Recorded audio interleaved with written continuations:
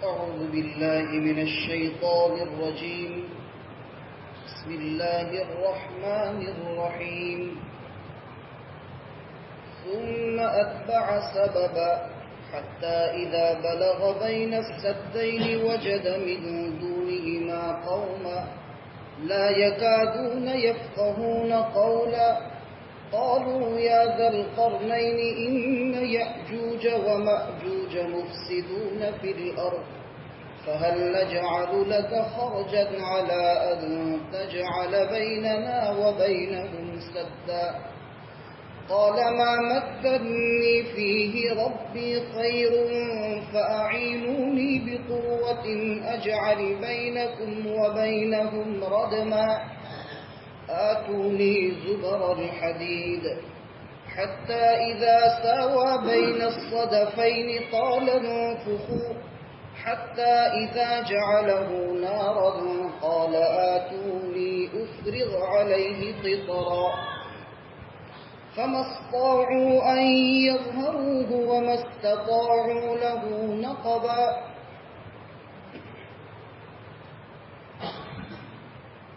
پھر سکندر ذوالقرنین ایک اور راہ پر چل دیے، یہاں تک کہ جب وہ پہنچے دو پہاڑوں کے درمیان تو اس کے قریب میں ایک قوم کو پایا. قریب نہیں تھا کہ وہ کسی بات کو سمجھے.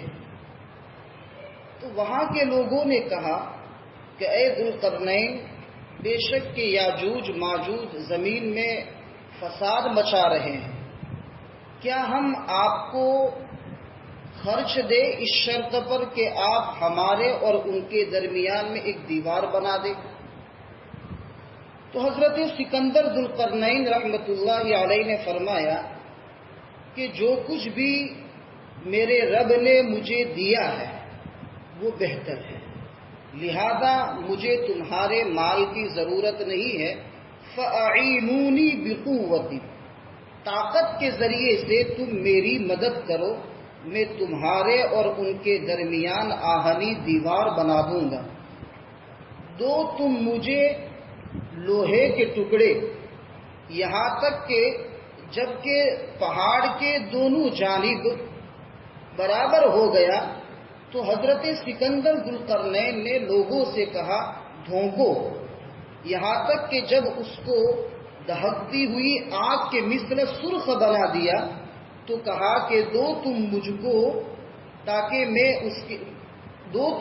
کو پیتل تاکہ میں اس کے اوپر ڈال دوں، پگھلا ہوا پیتل تاکہ میں اس کے اوپر ڈال دوں. لہذا وہ اس دیوار کو چڑھنے کی ان میں طاقت نہ رہی اور اس میں سوراخ کرنے کی بھی طاقت نہ رہی.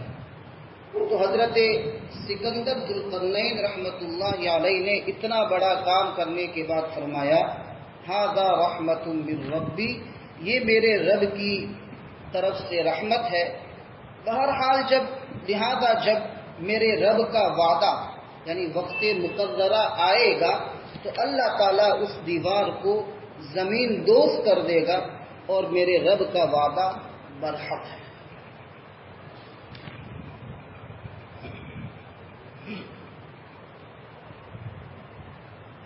گزشتہ کل کے سبق میں سکندر ذوالقرنین رحمۃ اللہ علیہ کے 3 سفروں کا ذکر کیا تھا. اس میں سے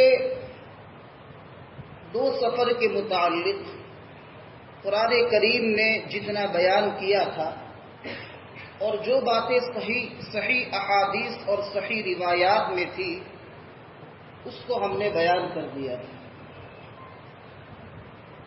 آج جن آیات کو پڑھا گیا اور جس کا ترجمہ کیا گیا یہ تیسرے سفر کی کارگزاری ہے سکندر ذوالقرنین رحمۃ اللہ علیہ کی.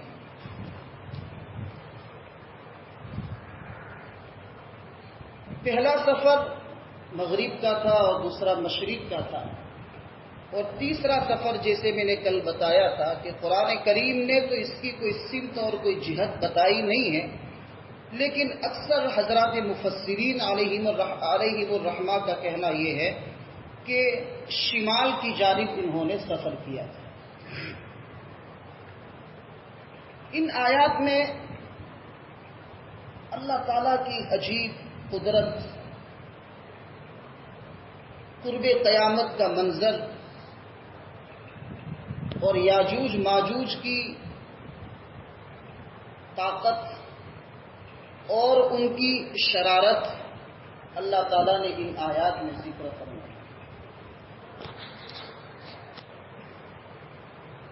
یاجوج ماجوج کے بارے میں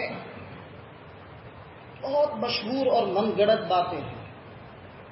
ایک بات تو یہ مشہور ہے کہ وہ ایک عجیب مخلوق ہے جو نہ انس ہے نہ جن ہے، نہ انسان ہے نہ جنات ہے، حالانکہ یہ بات غلط ہے۔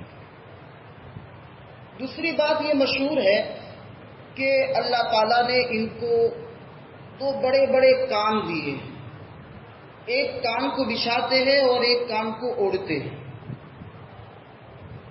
صحیح احادیث میں اس قسم کا کوئی تذکرہ نہیں ہے، بلکہ علامہ ابن کثیر رحمۃ اللہ علیہ نے کئی حوالوں سے اس بات کو رد فرمایا ہے کہ یہ سب باتیں من گھڑت ہے، غلط ہے، اس کی کوئی حقیقت نہیں۔ یہ یاجوج ماجوج کون سی مخلوق ہے؟ تو یہ حضرت انسان ہی میں سے، یہ کوئی نئی مخلوق نہیں۔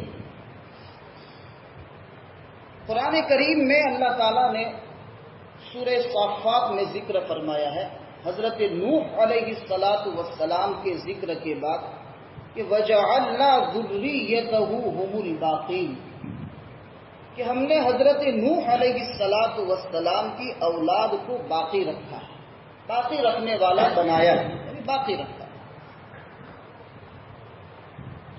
حضرت نوح علیہ السلام کے زمانے سے پہلے حضرت آدم اور حضرت شیش علیہ السلام کا جو زمانہ ہے، اس زمانے میں کافی حد تک لوگ مسلمان تھے، مومن تھے۔ حضرت نوح علیہ السلام کے زمانے سے پہلے جو اچھے لوگ گزرے تھے، ان کی لوگوں نے مورتیاں بنانا شروع کی اور لوگوں نے ان کی عبادت اور ان کی پوجا کرنا شروع کی۔ یہ شرک اس وقت سے شروع ہوا، ابتدا میں شرک نہیں تھا۔ پھر حضرت نوح علیہ السلام کے زمانے میں یہ مورتیوں کی پوجا بہت بڑھ گئی، اور حضرت نوح علیہ السلام نے اس قوم پر بہت محنت کی، جیسے کہ ہم دعوت و تبلیغ کے بیانات میں اس کو بکثرت سنتے ہیں۔ لیکن چونکہ ان کی قسمت میں ایمان نہیں تھا، تو اللہ رب العزت نے 80 اور ایک قول کے مطابق 83 افراد کو یعنی مسلمانوں کو بچا لیا، باقی جتنے بھی لوگ تھے سب کو غرق کر دیا۔ اتنا زبردست سیلاب آیا تھا، اور قرآن کریم میں اس کا واقعہ بڑی تفصیل کے ساتھ۔ اللہ تعالیٰ نے اس کے بعد جو اولاد دنیا میں پھیلی، وہ حضرت ابراہیم علیہ السلام کے 4 لڑکے تھے۔ ایک کا نام تھا سام، دوسرے کا نام تھا حام، تیسرے کا نام تھا یافس، اور چوتھے کا نام تھا کنعان۔ اس میں کنعان تو کفر کی وجہ سے تمام لوگوں کے ساتھ، کفار اور مشرکین کے ساتھ غرق ہو گیا، اس لیے 3 بچے جو ہے جو مومن تھے وہ آپ کے ساتھ کشتی میں رہے، اور دوسرے مسلمان آپ کے ساتھ تھے جو ایمان والے تھے، باقی تمام کو اللہ تعالیٰ نے غرق کر دیا۔ تو دنیا کی جو نسل ہے، دنیا جو پھیلی، اللہ تعالیٰ نے جو پھیلائی، وہ حضرت نوح علیہ السلام کے 3 لڑکوں سے پھیلا۔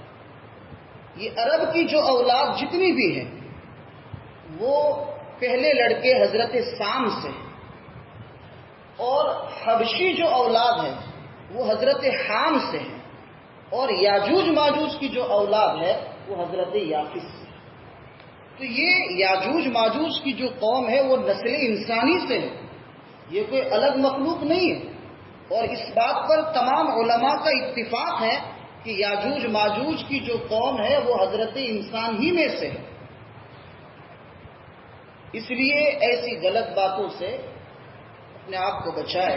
صحیح بات اور صحیح تحقیقی بات یہ ہے، بلکہ حضرت مفتی زرولی خان صاحب رحمۃ اللہ علیہ، جو ہمارے قریبی ملک کے بہت بڑے محدث اور بہت بڑے مفسر تھے، انہوں نے علامہ انور شاہ کشمیری رحمۃ اللہ علیہ کے حوالے سے یہ بات بیان کی ہے کہ علامہ کشمیری رحمۃ اللہ علیہ کا نظریہ یہ ہے کہ یہ چین اور جاپان کے جو لوگ ہیں نا، وہ یاجوج ماجوج ہیں، اس لیے کہ ان کا رہن سہن، ان کے کھانے کے طور طریق، یہ سب یاجوج ماجوج جیسے ہی ہے۔ ہو سکتا ہے کہ وہ ہو اور ہو سکتا ہے کہ وہ نہ ہو، دوسری کوئی قوم ہو۔ بہرحال یہ یاجوج ماجوج جو ہے، یہ تیسرا سفر جو حضرت سکندر ذوالقرنین رحمۃ اللہ علیہ کا ہے، وہ شمال کی جانب ہے، اور وہاں پر ایک قوم کو انہوں نے پایا۔ اب وہ قوم ایسی تھی کہ ان کی زبان کسی کو سمجھ میں ہی نہیں آتی، لا یکادون یفقہون قولا، تو بات سمجھ میں آتی ہی نہیں تھی۔ اب سکندر ذوالقرنین رحمۃ اللہ علیہ ان لوگوں کے پاس گئے، ایمان کی دعوت دے، ان کی تکالیف، ان کی پریشانیوں کو دور کرے، لیکن ان کی بات نہ یہ سمجھتے ہیں اور نہ وہ ان کی بات سمجھتے ہیں۔ بہرحال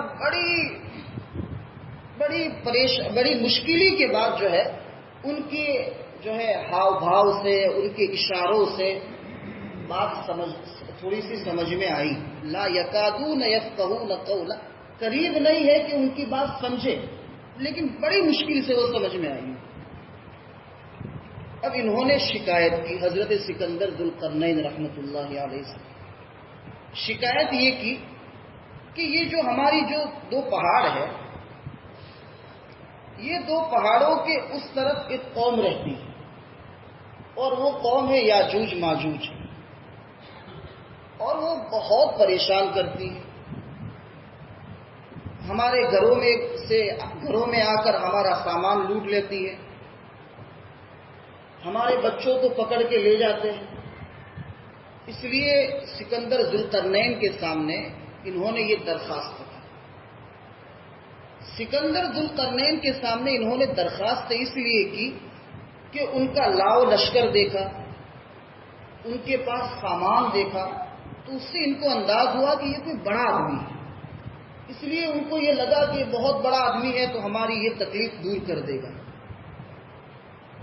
اور پھر انہوں نے یہاں تک کہا کہ اگر آپ کہیں تو ہم آپ کو چندہ دیں، اس کا جو بھی خرچ ہو، مال جو بھی آپ کو چاہیے ہم آپ کو دیں گے، لیکن یہ جو مصیبت یاجوج ماجوج کی ہے اس سے ہمارا پیچھا چھڑائیے۔ تو حضرت سکندر ذوالقرنین رحمۃ اللہ علیہ نے فرمایا کہ بھئی اللہ تعالیٰ نے مجھے بہت کچھ دیا ہے، وہ بہتر ہے، مجھے تمہارے مال کی ضرورت نہیں ہے، لیکن تمہاری محنت کی ضرورت ہے۔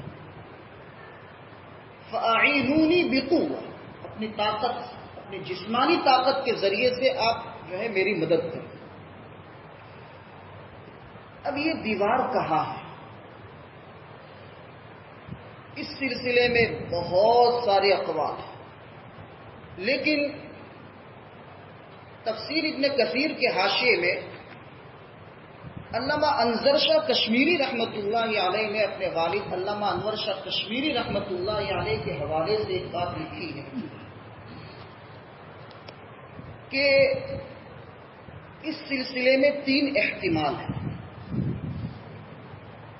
پہلا احتمال یہ ہے کہ یہ دیواریں چین ہیں، چین کی دیوار ہے، اور وہاں پر بالکل 2 پہاڑ اس طریقے سے ہے، اور ان 2 پہاڑوں کے درمیان میں دیوار ہے، ایسے لوہے کی دیوار بنائی۔ دوسرا قول یہ ہے کہ بخارا اور ترمذ کے درمیان 2 پہاڑ ہے، اور ان 2 پہاڑوں کے قریب میں ایک بحر قزوین ہے، یعنی وہ سمندر کا نام ہے، بحر قزوین ہے، وہاں پر یہ جو ہے دیوار بنائی گئی۔ لیکن علامہ انور شاہ کشمیری رحمۃ اللہ علیہ نے کہا کہ وہ بحر قزوین کے قریب نہیں بلکہ بحر قفقاز کے قریب میں وہ دیوار بنائی گئی ہے۔ اور تیسرا قول یہ ہے کہ روس کے اندر مقام داغستان ایک ملک ہے وہاں کا، روس کا مقام داغستان میں یہ دیوار بنائی گئی ہے، اور یہ تینوں دیواریں شمالی حصے میں ہیں، اور ان تینوں دیواروں کو اس لیے بنایا گیا ہے کہ اس پہاڑ کے اس طرف کی جو مخلوق ہے وہ اس طرف کی مخلوق کو پریشان کرتی تھی۔ اس لیے اب شک ہو گیا کہ ان تین میں سے کون سی دیوار ہے، لیکن زیادہ صحیح قول یہ ہے کہ بحر قفقاز یعنی ترمیز اور بخارا کے درمیان میں جو دیوار بنائی گئی ہے وہ دیوار مراد ہے۔ واسق باللہ خلافت بنو عباسیہ کا ایک بہت بڑا مقبول بادشاہ گزرا ہے، خلیفہ گزرے ہیں۔ انہوں نے ایک جماعت کو تیار کیا اور کہا کہ تم سد سکندری یعنی حضرت سکندر ذوالقرنین نے جو دیوار بنائی ہے اس کو تلاش کرو، کہاں ہے؟ تو وہ ایک جماعت جو ہے بہت سارا کھانے کا سامان لے کر اور اعلیٰ قسم کی سواریوں کو لے کر انہوں نے 2 سال تک سفر کیا، 2 سال کا مکمل سفر کیا۔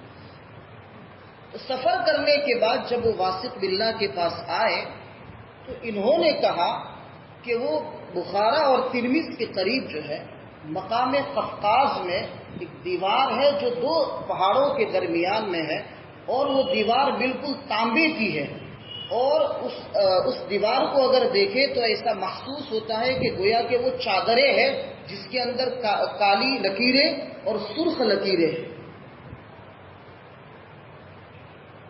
تو واسق باللہ نے یوں کہا کہ قرآن کریم کی آیات اور اس کی تفاسیر سے بھی یہ معلوم ہوتا ہے کہ وہ اس قسم کی دیوار ہوگی کہ جس کے اوپر سیاہ اور سرخ دھاریاں ہوں گی۔ بہرحال 3 دیواریں ہیں، اس کے بارے میں یقینی طور پر ہم نہیں کہہ سکتے کہ اس میں سے کون سی دیوار ہے کہ جس کو سکندر ذوالقرنین رحمۃ اللہ علیہ نے یاجوج ماجوج کی شرارت سے بچانے کے لیے قوم کے لیے بنائی تھی۔ بہرحال کیسے دیوار بنائی اس کا طریقہ مختصر سا قرآن کریم نے ذکر کیا۔ تو سکندر ذوالقرنین رحمۃ اللہ علیہ نے فرمایا کہ میں دیوار تو بنا دوں گا، لیکن آپ لوگ مجھے اپنی محنت کے اعتبار سے میرا ساتھ ہو، مجھے آپ کے پیسوں کی آپ کے مال کی ضرورت نہیں ہے۔ تو بہت سارا جو ہے لوہا اس کے ٹکڑے کر دیے گئے، اور ٹکڑے 2 پہاڑوں کے درمیان ایسے ٹکڑے بھر دیے گئے سب پورے، اور 100 میل لمبی ایسی دیوار بنائی گئی لوہے کی۔ اور پھر جب 2 پہاڑوں کے کنارے ان کے درمیان میں لوہا برابر آ گیا، ساوا بین الصدفین، 2 پہاڑوں کی دونوں جانب کے درمیان کا جو خالی حصہ تھا اس میں لوہا برابر آ گیا، تو پھر حضرت سکندر ذوالقرنین رحمۃ اللہ علیہ نے کہا کہ اب اس کے اندر آگ جلا کر اس کو پھونکو، دھونکو، یعنی اس کے اندر جو ہے آگ کو پھونکنا، یہاں جس کی وجہ سے وہ آگ جل کر جو ہے وہ لوہا بالکل گرم ہو گیا، اور پھر اس کے اوپر پیتل کو پگھلایا، اور پیتل کو پگھلا کر اس دیوار کے اوپر سب پورا ڈال دیا۔ اس سے انداز لگائیے کہ کتنی مضبوط دیوار بنی ہوگی۔ پھر حضرت سکندر ذوالقرنین رحمۃ اللہ علیہ نے فرمایا کہ یہ اتنی مضبوط دیوار ہے کہ اب یہ لوگ جو ہے نا وہ دیوار کو کود نہیں سکیں گے اور اس میں سوراخ بھی نہیں کر سکیں گے۔ جب اتنا بڑا کام کر دیا تو سکندر ذوالقرنین رحمۃ اللہ علیہ نے یہ نہیں کہا کہ میں نے اتنا بڑا کام کر دیا، بلکہ یہ کہا کہ یہ میرے رب کا رحم و کرم ہے کہ اللہ نے مجھ سے یہ کام لیا۔ تو کوئی بھی بڑا کام کرو، کسی کے اوپر بھی احسان کرو، قرآن کا درس یہ ہے کہ اللہ کا شکریہ بجا لاؤ کہ اس کار خیر کے لیے اللہ نے تمہارا انتخاب فرمایا، ورنہ یہ اچھا کام اللہ تعالیٰ کسی اور سے بھی لے سکتا ہے۔ تو اچھا کام کرنے کے بعد، کسی پر احسان کرنے کے بعد انسان کو چاہیے کہ ڈنگے نہ مارے، تکبر نہ کرے، بلکہ اللہ کا شکریہ ادا کرے کہ اللہ رب العزت نے اس بھلے کام کے لیے میرا انتخاب فرمایا۔ ھذا رحمۃ من ربی۔ پھر اس کے بعد اپنی عاجزی کا اظہار کیا کہ میں نے بہت مضبوط دیوار بنا لی ہے، یہ دنیا والے کہیں گے کہ اتنی مضبوط دیوار تو کبھی بھی نہیں ٹوٹ سکتی، لیکن جب میرے رب کا وعدہ، یعنی میرے رب نے جو وقت مقرر کر دیا ہے کہ اس وقت تک یہ دیوار رہے گی تب تک رہے گی، پھر جعلہ دکا، دکا کے معنی ریزہ ریزہ ہو جائے، یعنی ٹوٹ کر زمین کے بالکل لیول میں آ جائے گی۔ اور میرے رب کا جب وعدہ آئے گا تو بالکل برحق ہے، وہ آ کر ہی رہے گا اور یہ دیوار ٹوٹ کر ہی رہے گی۔ اب یہ دیوار کب ٹوٹے گی، ابھی دنیا میں ہے یا نہیں ہے، اس سلسلے میں یقین کے ساتھ کچھ نہیں کہا جا سکتا۔ ہو سکتا ہے کہ وہ دیوار موجود ہو، اور ہو سکتا ہے کہ وہ دیوار ٹوٹ گئی ہو اور وہ قوم آ گئی ہو، وہ قوم جو ہے کسی اور جگہ پر چلی گئی ہو، اس جگہ سے ہٹ کر۔ اس لیے یقینی طور پر یہ نہیں کہا جا سکتا کہ وہ دیوار ابھی بھی باقی ہے۔ البتہ بعض روایات میں، بلکہ صحیح روایت یہ ہے کہ ایک مرتبہ نبی کریم صلی اللہ علیہ وسلم اچانک نیند سے بیدار ہوئے اور آپ کا چہرہ سرخ تھا۔ پھر آپ نے فرمایا ویل للعرب، عرب کے لیے بربادی ہے، ان کے اوپر فتنوں کا زمانہ آ گیا، اور یاجوج ماجوج کی دیوار میں سوراخ ہو گیا، وحلق 90، اور آپ نے 90 کا ایسے حلقہ بنایا، یعنی شہادت کی انگلی اور انگوٹھے کو ایسے یوں کر کے ملایا، کہا کہ اتنا سوراخ ہو گیا۔ اور پھر اس کے بعد نبی کریم صلی اللہ علیہ وسلم نے فرمایا کہ ہو سکتا ہے کہ یہ قوم، یعنی اس قوم کے نکلنے کا وقت قریب آ گیا۔ اس کی تعبیر یہ ہے کہ اس قوم کے نکلنے کا وقت بالکل قریب آ گیا، یعنی قرب قیامت۔ ایک بہت لمبی چوڑی روایت ہے، حضرت نواس ابن سمعان رضی اللہ تعالیٰ عنہ سے روایت ہے، مسلم شریف میں بھی ہے اور دوسری بہت ساری حدیث کی مستند کتابوں میں یہ روایت موجود ہے۔ بہت لمبی چوڑی روایت ہے کہ یہ کب نکلیں گے، ایک لمبی چوڑی روایت میں اس کا ذکر ہے۔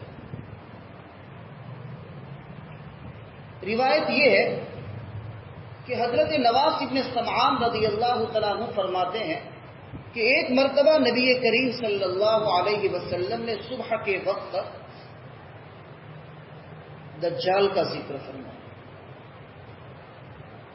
اور آپ نے اس کے متعلق کچھ ایسی باتیں بیان فرمائی کہ ہماری نظر میں دجال ذلیل یعنی ذلیل نظر آ رہا تھا، اور بعض ایسی چیزیں بیان فرمائی نبی کریم صلی اللہ علیہ وسلم نے کہ ہماری نظر میں دجال کا فتنہ بہت بڑا فتنہ نظر آ رہا تھا۔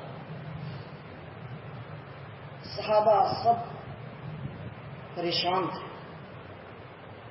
شام کا وقت آیا، نبی کریم صلی اللہ علیہ وسلم دوبارہ صحابہ کے درمیان آئے،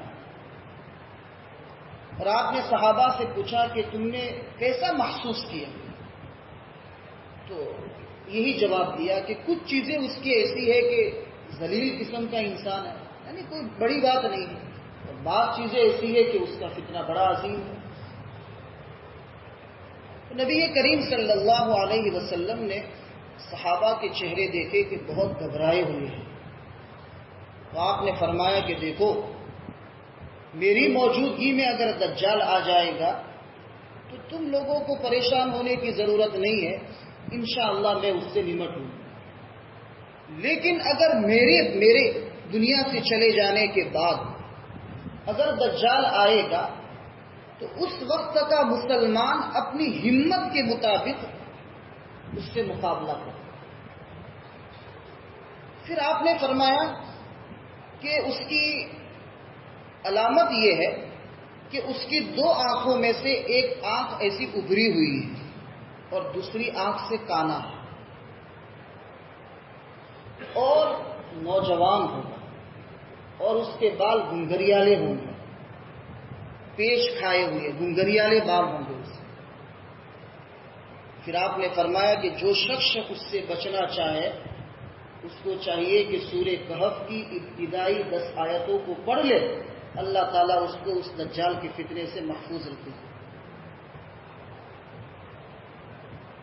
پھر اس کے بعد نبی کریم صلی اللہ علیہ وسلم نے فرمایا کہ یہ دجال جو ہے دنیا کے اندر، پھر صحابہ نے پوچھا یا رسول اللہ یہ ہم میں کب تک رہے گا؟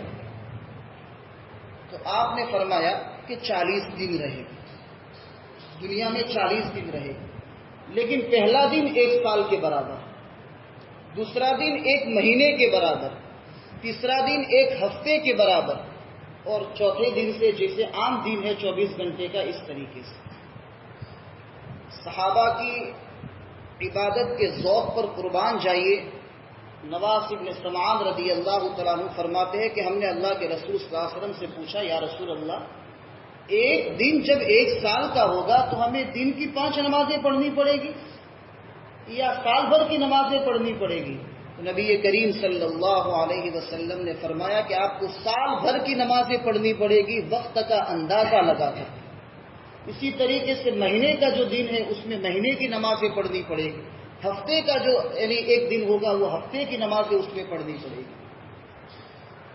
پھر اس کے بعد نبی کریم صلی اللہ علیہ وسلم نے فرمایا کہ وہ شام اور عراق کے درمیان سے نکلے اور مدینۃ المنورہ، مکۃ المکرمہ، بیت المقدس، یہ جو مخصوص جگہ ہے، جو مبارک جگہ ہے، ان کے علاوہ وہ پوری دنیا میں جائے گا اور کیا کرے گا؟ لوگوں کو بہکائے گا۔ اس کے بعد جو دوزخ ہوگی وہ حقیقت میں جنت ہوگی، اور اس کے بعد جو جنت ہوگی وہ حقیقت میں دوزخ ہوگی۔ کچھ لوگوں کو بلائے گا، کہے گا کہ تم میرے پر ایمان لاؤ، میں آپ کو مال اور اتنا خزانہ دوں گا۔ تو لوگ اس سے پہلے ایک جوان آدمی کو بلائے گا، ایک جوان آدمی، اور تلوار سے اس کے 2 ٹکڑے کر دے گا، اور پھر اس کے بعد اس کو کہے گا کہ زندہ ہو جا۔ تو اللہ تعالیٰ نے اس کو وہ طاقتیں دی ہوگی اس وقت، تو وہ زندہ ہو جائے گا اور ہنستا ہوا آ جائے گا۔ تو لوگ اس کو دیکھ کر جو کافر اور مشرک ہوں گے اور کمزور ایمان والے جو ہوں گے وہ اس کے اوپر ایمان لا دیں گے۔ پھر یہ شخص جو ہے بادلوں کو حکم دے گا تو وہ بادل پانی برسائیں گے، اور زمین جو ہے سبز اور لہلہاتی ہوئی کھیتی اگائے گی، اور یہ جو اس کے اوپر ایمان لانے والے لوگ ہیں ان کے اونٹنیاں، ان کی بکریاں، ان کی گائے اس میں چرے گی، اور ان کی بکریوں کا اور گایوں کا دودھ بھی بڑھ جائے گا۔ پھر اس کے بعد وہ دوسری قوم سے گزرے گا تو ان کے سامنے وہ اپنی جو ہے کفر کی دعوت دے گا کہ مجھ پر ایمان لاؤ، تو وہ لوگ اس کے اوپر ایمان نہیں لائیں گے، تو ان کو قحط سالی میں مبتلا کر دے گا اور ان کی زمین کو خشک کر دے گا، لیکن پھر بھی وہ صحیح سچے اور پکے مسلمان ہوں گے، وہ اس کے اوپر ایمان نہیں لائیں گے، تو یہ ان سے نا امید ہو کر آگے چلا جائے۔ یہ سب نظارے دنیا میں ہوں گے۔ پھر اس کے بعد اللہ تعالی حضرت عیسیٰ علیہ السلام کو عصر اور مغرب کے درمیان کے وقت میں آسمان سے 2 فرشتوں کے پروں پر ہاتھ رکھتے ہوئے دمشق کی جامع مسجد کے کنارے پر عصر اور مغرب کے درمیان کے وقت آپ جو ہے نزول فرمائیں گے، یعنی اتریں گے۔ اور ایک قول یہ ہے کہ سیڑھی لگائی جائے گی آسمان سے دمشق کے جامع مسجد کی چھت پر، اور آپ ایسے ہی 2 فرشتوں کے پروں پر ایسے ہی ہاتھ رکھتے ہوئے نیچے آئیں گے، اور آپ کے سر سے پانی کے قطرے ٹپکتے ہوں گے، اور وہ پانی کا قطرہ جس کافر پر گرے گا وہ مر جائے گا، اور آپ کی سانس جہاں تک پہنچے گی، کسی کافر تک پہنچے گی تو وہ کافر آپ کی سانس سے بھی مر جائے گا۔ پھر اس کے بعد وہ آئیں گے اور مقام لد میں دجال کو پائیں گے اور اس کو وہاں قتل کر دیں گے۔ پھر اس کے بعد جو مسلمان ہوں گے وہ سچے اور پکے مسلمان ہوں گے، مسلمانوں کے سروں پر ہاتھ پھرائیں گے حضرت عیسیٰ علیہ السلام اور ان کو جنت کی خوشخبری دیں گے. پھر حضرت عیسیٰ علیہ السلام اور اس وقت حضرت مہدی رضی اللہ تعالیٰ عنہ بھی ہوں گے. وہ عیسیٰ علیہ السلام کے نزول سے اترنے سے 30 سال پہلے ہوں گے اور وہ 40 سال رہیں گے. تو 10 سال 7 8 9 10 سال تک کے جو ہے عیسیٰ علیہ السلام اور حضرت مہدی رضی اللہ تعالیٰ عنہ یہ ساتھ میں رہیں گے. پھر اس کے بعد حضرت عیسیٰ علیہ السلام مسلمانوں کے ساتھ رہیں گے اور پھر اللہ تعالیٰ کی طرف سے حکم ہوگا عیسیٰ علیہ السلام کو، کہا کہ اے عیسیٰ میں اپنے بندوں کی ایک ایسی جماعت کو چھوڑ رہا ہوں زمین پر جس سے مقابلہ کرنے کی کسی میں ہمت نہیں. آپ مسلمانوں کو لے کر کوہ طور پر چلے جائیں. تو حضرت عیسیٰ علیہ السلام مسلمانوں کو لے کر کوہ طور پر چلے جائیں گے اور اللہ تعالیٰ یاجوج ماجوج کو نکالیں گے. ہم میں کا 1 اور ان کے 99، اتنی مخلوق ہے، اتنے زیادہ ہے ہم سے وہ مخلوق. پھر اس کے بعد یہ لوگ بحیرہ طبریہ سے گزریں گے. اردن میں ایک بحیرہ ہے، چھوٹا سمندر، اس کا پانی بالکل چٹ کر جائیں گے. پیچھے والا قافلہ آئے گا، کہے گا کہ یہاں شاید کسی زمانے میں پانی ہوگا، حالانکہ 1 گھنٹے پہلے ہی پانی ختم کیا. پھر اس کے بعد یہ زمینوں پر ایسے پھیل جائیں گے اور دیکھیں گے کہ یہاں تو کوئی انسان نظر ہی نہیں آتا. تو پھر اس کے بعد وہ لوگ یہ سمجھیں گے کہ ہم نے زمین کے اندر جتنے بھی انسان تھے، دوسرے انسان تھے، سب کو ختم کر دیا. اب چلو آسمان والوں کا بھی خاتمہ کر دیں. تو آسمانوں پر تیر چلائیں گے اور اللہ تعالیٰ ان کے تیر کو خون آلود کر کے لوٹائیں گے. تو وہ یہ سمجھیں گے کہ ہم نے آسمان والوں کو بھی ختم کر دیا. پھر اللہ تعالیٰ جو ہے ان کی گردن کے اندر ایک پھوڑے کی یعنی بیماری کی شکل میں ایک پھوڑا کر دیں گے، بنا دیں گے جو بیماری ہوگی ان کی، اور اسی میں سب اسی وقت مر جائیں گے. اور جب یاجوج ماجوج زمین پر مر جائیں گے تو زمین میں ایک بارش تک کے برابر بھی جگہ نہیں ہوگی کہ کوئی چل سکے. پوری زمین کو گھیر لیں گے اور اتنی بدبو پھیلے گی کہ عیسیٰ علیہ السلام اور تمام مسلمان اللہ تعالیٰ سے دعا کریں گے کہ یا اللہ اس بلا کو اور اس وبا کو ختم فرما. تو اللہ تعالیٰ مسلمانوں کی اور نبی کی دعا سن کر اللہ رب العزت جو ہے پرندوں کو پیدا کریں گے جن کی گردنیں اونٹ جیسی ہوگی. وہ سب یاجوج ماجوج کی جتنی بھی ناشے ہیں سب کو اٹھا کر کسی جگہ پر ڈال دیں گے. وہ جگہ کی تعین نہیں ہے ایک روایت میں، اور دوسری روایت میں ہے کہ کسی سمندر میں ان کو ڈال دیں گے. اور اللہ تعالیٰ پھر اس کے بعد بارش کو برسائے گا اور دنیا کی کوئی زمین ایسی نہیں ہوگی کہ جہاں پر بارش نہ گری. اور اللہ تعالیٰ پورے زمین کی جو بدبو ہے اس بارش کے ذریعے سے ختم کر دیں گے. اور ختم کرنے کے بعد پھر اللہ تعالیٰ جو ہے اس کو بالکل کانچ کی طرح بنا دیں گے، زمین کو صاف شفاف. اور پھر تمام مسلمان جو ہے زمین پر اتریں گے. اس وقت اللہ تعالیٰ اتنی برکات ڈال دے گا چیزوں میں کہ ایک انار جو ہے پورا خاندان مل کر کھائے گا اور اس کے چھلکے سے چھاؤ کر کے پورے خاندان والے اس کے نیچے بیٹھیں گے.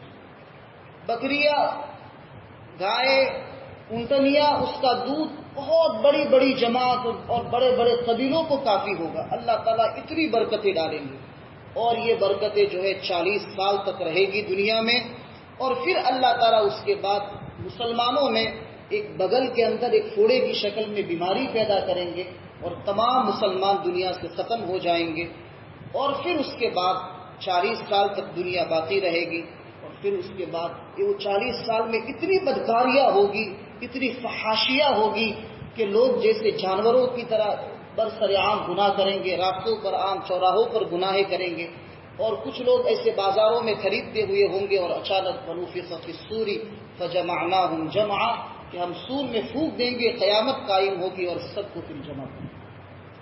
تو یہ یاجوج ماجوج کے متعلق جو باتیں تھیں، صحیح روایت یہ ہے نواس بن سمعان رضی اللہ تعالیٰ عنہ کی مسلم شریف کے حوالے سے۔ اللہ تعالیٰ ہمیں دجال کی فتنے سے محفوظ رکھے، اور اس کے جتنے بھی مقدمے ہیں، اس سے پہلے کے جتنے بھی یہ دجالی موبائل جیسے دجالی فتنہ ہے، اس کے جتنے بھی چھوٹے چھوٹے آنے والے فتنے ہیں، اللہ تعالیٰ تمام فتنوں سے ہمارے اولاد کی، ہمارے والدین، رشتہ دار اور پوری ہمارے بستی والوں کی اور پوری امت مسلمہ کی اللہ تعالیٰ حفاظت فرمائے۔